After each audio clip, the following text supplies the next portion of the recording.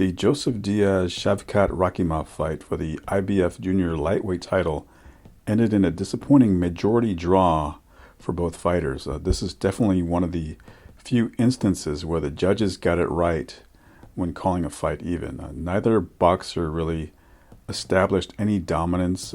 Diaz seemed disinterested at times, while Rakhimov resembles a fighter that really has no innate rhythm or a natural instinct for the sport. He's just pretty much what I saw was a volume puncher. It was a huge step up for him, Rakhimov, and he didn't rise to the occasion.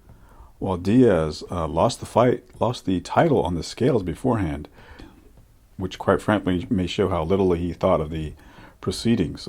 They were sequences where in the middle rounds where Rakhimov outpunched Diaz by a large margin, but in the early and late rounds, Diaz landed some head-snapping left crosses, but in the end it all evened out.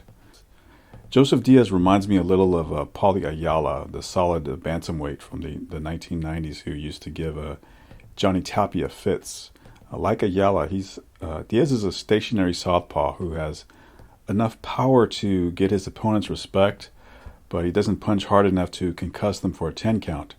And unlike Ayala, Diaz doesn't throw enough punches to compensate for his lack of physicality, and he's really susceptible to being outworked, even by lesser foes like Rakhimov.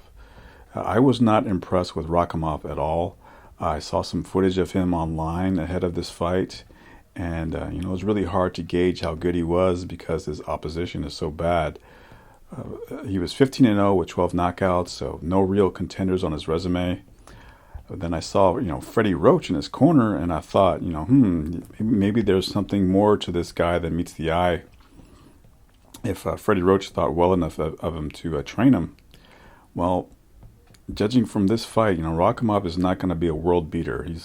He's busy, he's awkward, but he doesn't really have the stuff needed to reach the level of a world champion who can make numerous title defenses. He may be a title claimant in this alphabet soup era. That wouldn't surprise me too much, but there's no way he becomes a fighter that becomes a must-see.